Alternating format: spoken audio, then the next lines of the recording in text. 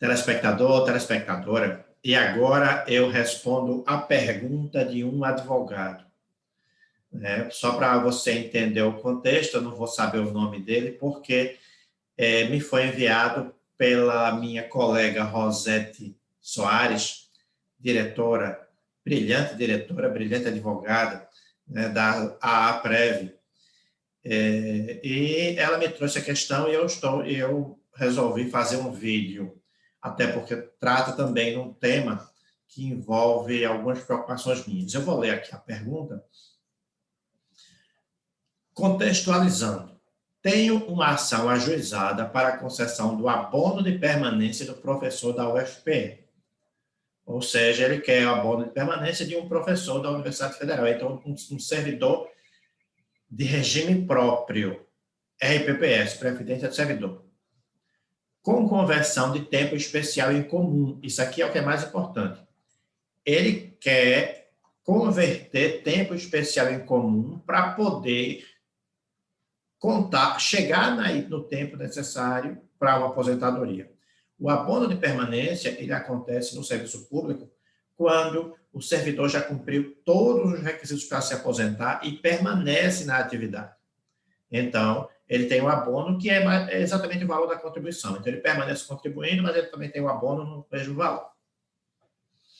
E aí, ele converteu períodos especiais em comum para chegar, temos recente decisão nesse sentido, do STF, para chegar e cumprir todos os requisitos, mas ele não queria se aposentar, ele queria o abono de permanência. Então, ele converteu o período especial em comum, pois ele estava exposto a radiação ionizante. Isso é importante. Inclusive, recebia adicional. No entanto, a tutela antecipada foi indeferida por não ter o autor demonstrado o requisito da exposição permanente à radiação. Juntei laudo técnico, portaria demonstrando que o cliente é presidente da comissão de raio-x, ASUS, fichas financeiras, etc. Na opinião dos colegas, qual a melhor saída para demonstrar a permanência à atividade especial radiação ionizante? Bom, para você trabalhador, para você advogado que não atua na área previdenciária, que não lida com a questão da aposentadoria especial, eu vou explicar o seguinte. Não basta a exposição ao agente nocivo, tá? Ruído, eletricidade, arma de fogo vai ser ampliado, combustíveis inflamáveis, calor, não basta. Essa exposição não pode ser intermitente, tá? Não pode ser intermitente, ela precisa ser permanente, sendo que o que é permanente, O que é não intermitente,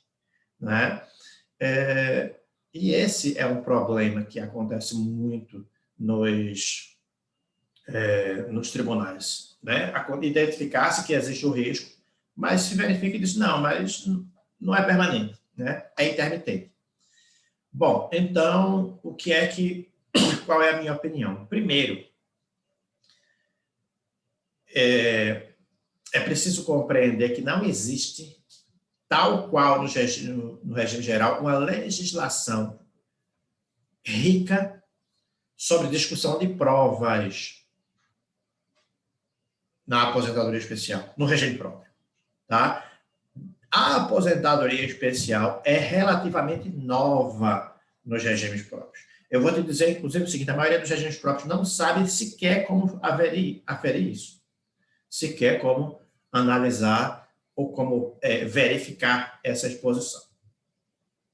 Por isso, é plenamente lícito que você, segurado, servidor, aposentado, considere o artigo 40, parágrafo 12 da Constituição Federal, que diz o seguinte, além do disposto nesse artigo, está falando do artigo da Previdência do Servidor, tá?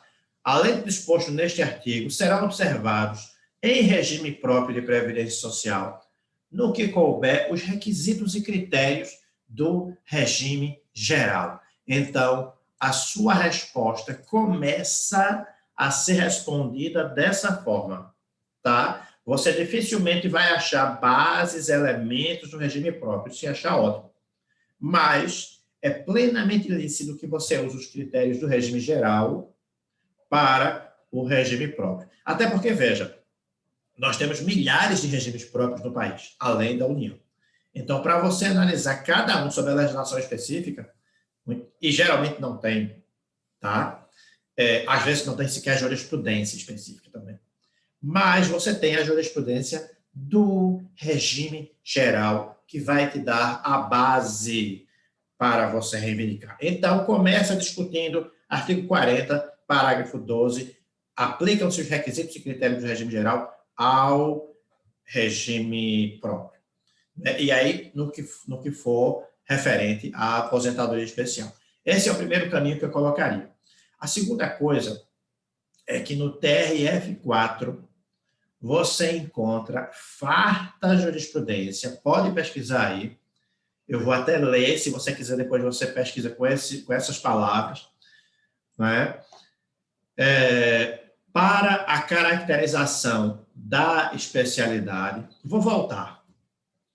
A exposição a agentes nocivos biológicos e radiações ionizantes enseja o reconhecimento de tempo de serviço como especial. Ok. Para a caracterização da especialidade, não se reclama exposição às condições insalubres. Vê o detalhe, durante todos os momentos da prática laboral. Então, você não precisa estar exposto 100% do tempo. Sendo suficiente que o trabalhador, em cada dia de labor, esteja exposto a agentes nocivos em período razoável da jornada, salvo exceções, periculosidade, por exemplo. A habitualidade e permanência hábeis aos fins visados pela norma, que é protetiva, devem ser analisadas à luz do serviço cometido ao trabalhador, cujo desempenho não descontínuo ou eventual expõe a sua saúde à prejudicialidade das condições físicas, químicas, biológicas ou associadas que degradam o meio ambiente do trabalho. O laudo pericial acostado, aí você vai atentar para esse detalhe, ainda que não contemporâneo a essas atividades, é suficiente para a comprovação da especialidade. Então, veja, você tem o laudo, é importante que você verifique se você conseguiu, no laudo, demonstrar, não é, que existe um risco à saúde, né, que mesmo não sendo por todo o expediente que exista um risco à saúde, e você, assim, e invoque esses precedentes, tá bom? Um alerta mais, um cuidado com a questão da tutela antecipada, porque a tutela é boa, que dá um resultado imediato, mas depois ela pode, há sempre uma polêmica e há uma certa instabilidade. Alguns momentos há o entendimento de que não se deve devolver, outros há o entendimento de que se deve devolver. Eu hoje não me sinto muito seguro em orientar um cliente meu que vá pela tutela antecipada. É muito comum, quando me procuram com esse desejo, eu fazer vários alertas, e a maioria dos clientes acaba desistindo, né? Só em alguns casos minoritários, e às vezes até eu concordo que é necessário, que a gente permanece com a estratégia da tutela antecipada. Mas então, resumindo, para poder te dar as respostas básicas. Primeiro, artigo 40, parágrafo 12 da Constituição Federal. Aplica-se o critério do regime geral, certo? Então, você vai vai chamar para o seu campo de batalha, para o campo mais favorável para o advogado, onde há forte jurisprudência. Segundo, busque essas jurisprudências que eu citei para aplicar ao seu caso. Terceiro, revise se o seu laudo pericial está bom o suficiente para caracterizar que há um risco à saúde. Tá bom? Bom, faço o convite a você que não é que não está inscrito, se inscreve no canal. Agradecer a você que está inscrito, a gente vem crescendo bastante e você tem sido decisivo para isso.